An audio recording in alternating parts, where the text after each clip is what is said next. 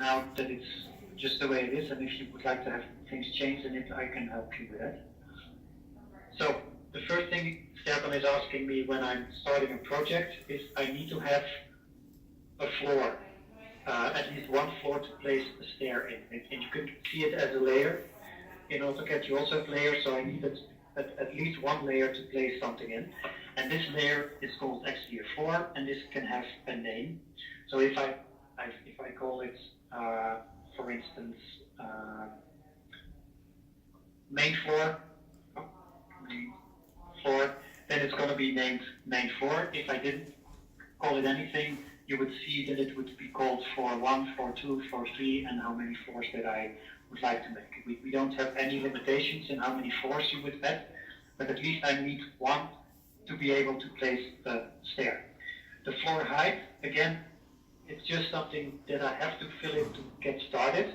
If afterwards you say, oh, it's not 121, it's 150, or it's 122, or it's whatever other number, afterwards can still open this property box and change it, but at least I have to have one number in when I get started. And the same for the floor thickness. That we can fill in floor thickness and flooring thickness. The floor thickness is actually the floor above, so on the first floor. How thick it is, because then we know when we have a floor opening that we can calculate the headroom. So if it's less, then it's here less. If you have the stair that has to be touching the unfinished floor on the ground floor, then we have to put in here how thick the floor is of the finishing floor. So let's say I put in here 175.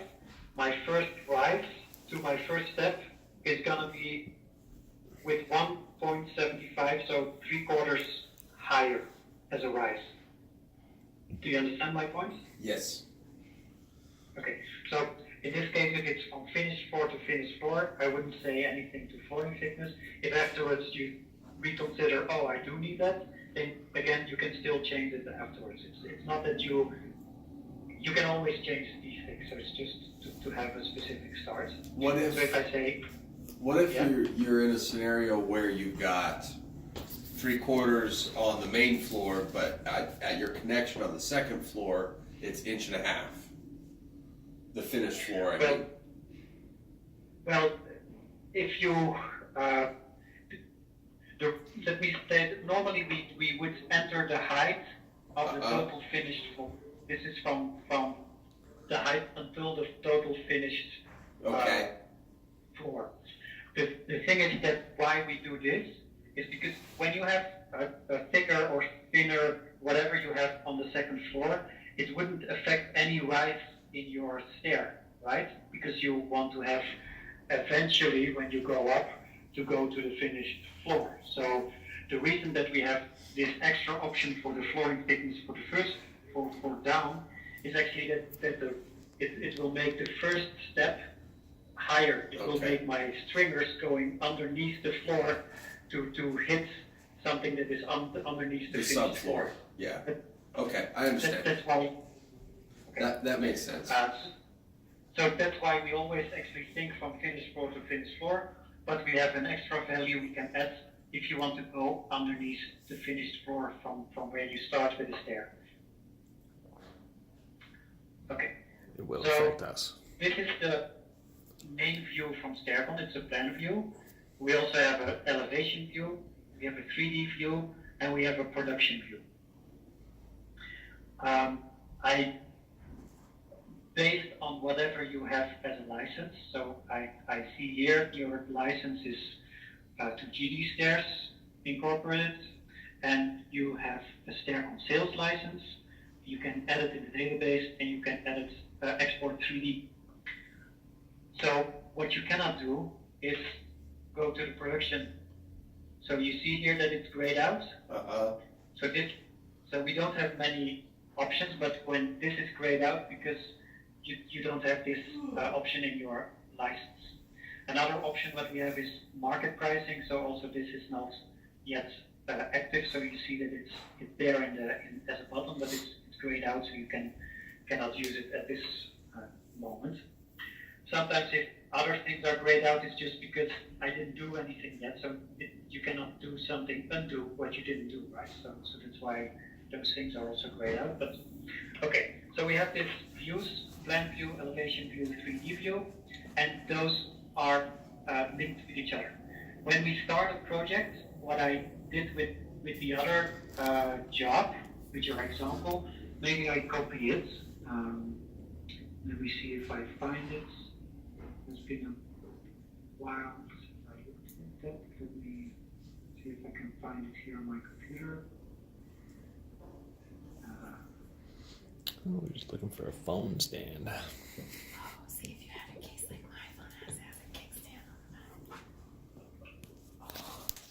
Was the file name called Biga ZZ Stair? Yeah. Big ass stair? Yeah. Big ass stair. Okay. Yeah, lost in translation, right? But it was quite a big stair. Yeah. That's for sure. So I'm going to the other. So let me put it here in imports. And so we have the Excel file here. So the thing that I showed you in movie is that, and let me just show you the basics here, and then we do that. So we have these options of using a wizard. Tape measure. So if you have something that, from a floor opening that looks like a square box, or that looks like an L shape, or that looks like a U shape, or that looks like something round, or then you can use this wizard. Let's say that it looks like this, but it's with an angle here, or it's a little bit round here. You can still do this and say, okay, I want on the, in this case on the B and the C, I want to have a wall, so I say place and create stair. So I want, then Staircon is asking me, and it's blinking to get your attention, hey, I want you to fill in something. So it's asking me, where do you want to place it? So if you like, we can place, there's no limit of how many floor openings and walls we place on each floor. And he's asking me, just like in AutoCAD, where do you want to place it? Because it's one big space, there's no limitation in length. Most of the time you just say, okay, let's put it just in middle, in 0, 0, so I just put enter, and it's asking me the angle. If you look here, I'm putting this a little away. Here you see the angle. If I turn it around, you see that it's moving that number. So you would see if I would type in 90 degrees, it would end up to be like this. If I would type in maybe 45 degrees, it would make it like this. Do you see that? Yep. Yes. Okay.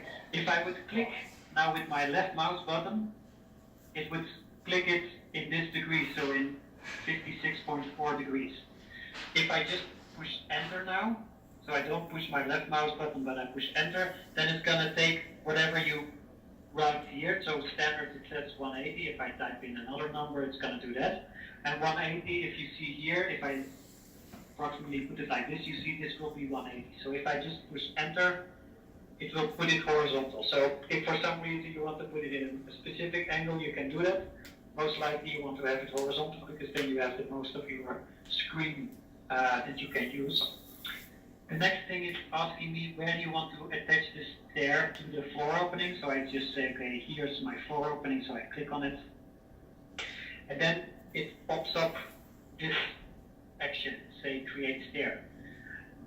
We have two things to be important to know. We have stair types. These are actually shapes. So a stair type can be straight, and with a corner, with a U shape, with landing. So these are different than S shape. So there are different stair shapes. But what I did with your example is started from a straight one and made the shape that you had from the big S stair. So I just broke the.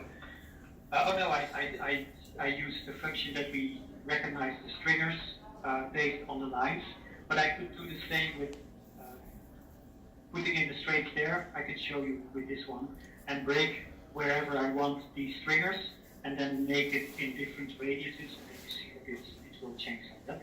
So if I say, okay, I take the straight stair, and I take the specific model, and I say place automatically, I can do two things here. So the shape of the stair and the model is actually what I showed you also at Rusty's place in Knoxville, that when you have your own models, and you have maybe a metal one, and you have maybe one with a handrail 6010 and a post 3010 and balusters 5015, and it's an over the post, then you say, oh, I take this one, and I say place automatically.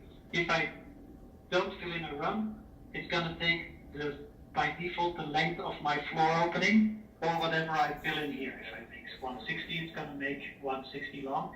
If I would say no, it's 10-inch run, then this is grayed out. You see it's not going to look at this anymore. It's going to look at this. And what Staircon does, it looks at the total floor height and divides it by 7.5 to get to a number of rises, and then each rise is going to have 10 inches if I fill in here 10. So if I place automatically, I have now this stair. It's, the length is 152 because I have 16 rises. They are 7.5625 high. I know the ideal formula. That's actually 2 times the rise. That's 1 time the 2 times the run and 1 the rise. The height I have, the pitch I have, and the headroom I have, and that decalculates here from my floor opening. So when I place the stair, you see that actually you get the property box for the whole stair. So that's when you look at that. If I go to the other screen again, I go again to this. F7 is the properties of the stair. That's actually what we see now on the other screen. That when you place the stair, it's actually popping up that stair. So you can say okay and not change anything. But if I would want to change something and I say I don't want to have it over the post, and you see it here's the fitting with over the post, and it's making it, if I make it post to post and say apply, then you see that it's changing things. The stair is still the same length, the same rise, run, those kind of things, but it's just changing whenever it has. So the next thing here is more the model, the material you want to use. You can do override. So if I use maybe another model, let's say that I want to have glass external, you see here that it takes metal brackets, and it takes so it can, each model can have a different finish and material override if you start playing around with that. Another thing is how the stair end is, how wide your end step is. We can change it in here, but this would be typical things that we would start looking at how you are doing it, and then try to make your own models. So some models that would never make sense for the measurements that you guys are doing. And what we also can link to a model is the way how it does the step distribution. You can work with adaptable liner boxes with 90 degrees, so there are some options here that we can have a look at how you would do the step distribution. So if I look now in 3D,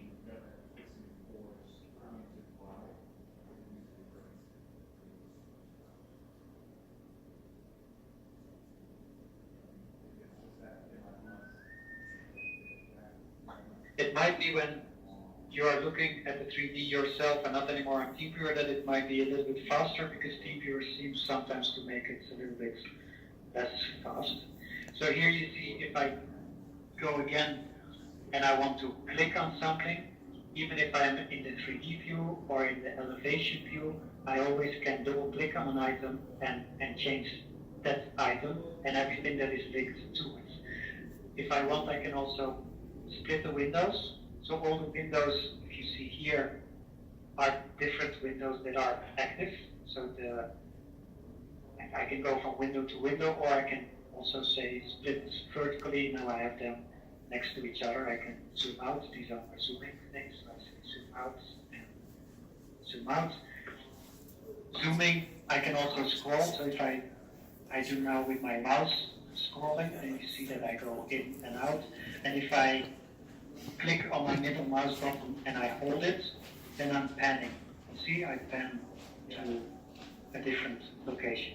And if I have my right button, I push and hold my right button, I can make a rectangular. So whatever rectangular I make, I'm going to zoom into that location. So if I zoom into this location, I'm zooming into there, do it again here. So this is how you can zoom in, zoom out, and with this right button you zoom, and with my left button I select.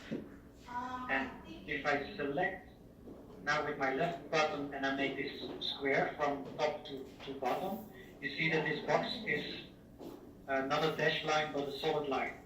So in that case, it only selects whatever is 100% within that selection. So you see that only these balusters, these brackets that you see here, are selected. It's middle one. So if I go right click, then I can do some things with it. I can go to properties, but if I go to the properties of the balusters, then I have these brackets, and if I say these ones, I want to have a different one. Let's say that I want to have this wall bracket, this one.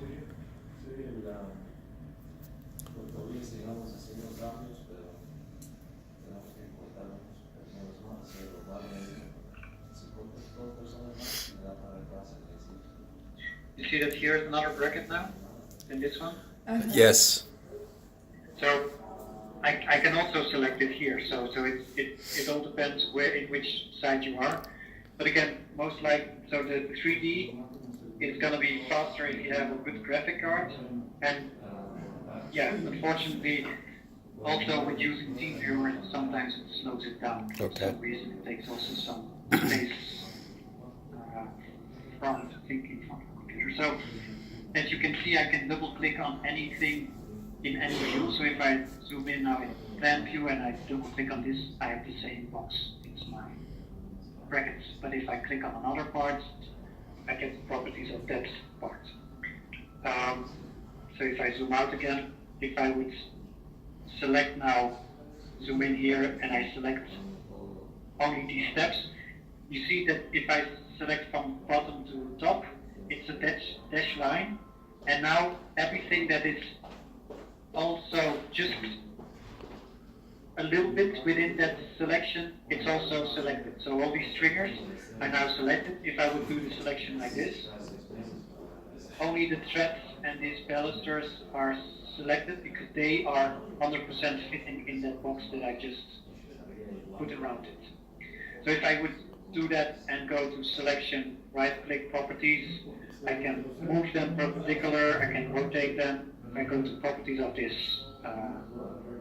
threads, then I get the properties of the threads. And this is basically for everything the same. If I select an item and I go to the properties, then I can change the properties of that item, and I can go on to things that are related to that item itself. So in this case, these risers are from oak. They don't have any finishes. Let's say that you want to have them much thicker. Let's say 2-inch, or you can type it in 3-inch if you want to have different overlap. And there are two things to know when there's OK or apply. OK is applying it, plus the box is going to disappear. When you say apply, you already activate it, but the box will still keep to be active, so you can still change things. So if you sometimes want to change things, but you still want it to be active, I'm not sure where my box now disappears. It should be still there. Did it go behind there? There it is. So you see here that my first threads are now much thicker. But I know also that here if I go to nosing, they have a 1-inch nosing, so it makes no no sense with these threads, so I just put them on. I can also go to the safety riser, maybe these first ones I don't want to have any riser, or I maybe want to have it as set riser to have them on an angle. So I can just change each part, or I can change everything, so it depends on what you selected, that's gonna change in the kit. All these things you can click on and change on the fly, but when it's something that you do more often, then it would make sense for us to put it in the database. And the first thing that I most of the time do with customers to add in the database is to look at some of your models that you would use for that. Maybe you have some if I look here, if I just go in plan view, if I look here are some examples of newer posts. Maybe you have also some special posts. I just take on 7-inch, and I just this one obviously would be not needed to have a cap on it. It's post to post. The ones you're talking about in a minute? I want a post that looks like you. Yeah, we can. If you scan yourself, you can put one from you. I took my database, so you it might be your unlucky day that I can give you what you want. Here's my head. So whenever you want to put my head on a stick, you can do that.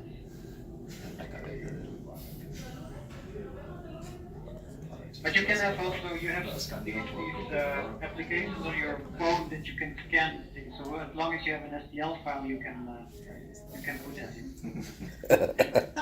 So That's funny. So here you see obviously that we have some examples of neural posts, but if you make also yourself some neural posts, like the example that I said, or from King Stairs, he's making for each stair they make, they design, or they get from their architect a design of the neural posts, and they make for each job another one. So, and the same balusters, most of the time they take stock ones, but handrails they also take always different ones. So I would like to help to show you guys how to add that in the database, but it would be better if I first get some drawings from some parts that you would like to add to the database, and then I prepare it for you, and then I show you each step how to do it. But maybe it's better if you already have some drawings from some profiles that you would like to use, and maybe some nosing, and some landing nosing, and maybe some newel posts, and maybe some balusters. If you have some examples from those, then next time we can add them to your database, and that we slowly make those building blocks. And once we have your building blocks, we can say how it's going to be related in the stair. Because if you look here, obviously it makes a big difference what kind of newel post you would like to have in the beginning of your stair, where you would like to place it. Here, this example of handrail, if I go to the settings, properties of this balustrade, this has no sideways offset. It could be that you say, yeah, but it should have had a sideways offset of 1/2 inch, just as an example. Then you see that it's going outwards, or if I say it has to go -1 inch, then it goes inwards. So you can, it all depends where you would like to have your parts to be situated to make sure that when you place your model, it's going to be in the right location. So we can standard, this newel post is centered to this handrail. So in this case, you saw that this was also moving towards where I said it wanted to be. But it could be the case that you say, no, I want always this post to be 1 inch on top of the threads for some reason. I can also move it manually. If I change it, I say select it, move the post. I snap from this point to the intersection of these two help lines, and now I placed it here. And if I look in elevation view, if I look to the other side, I see this post has actually a reference to the floor. So I can say reference to the thread, and now it's standing on that truss. So you see that I now do these things manually, but if you have some models that are more common to do that, apparently my post is now a 3D file of my post is longer than what I can do, because this is a standard base, so it's actually, it cannot stretch within the, if I resave this post and the base, the profile base is smaller, then it would go smaller, so in this case it's not a good example. So also here you see actually that this has a specific inlay, so if you have specific profiles or specific engravings, we just have to look what kind of examples of posts you have, that I can explain to you how we can add that also to the database.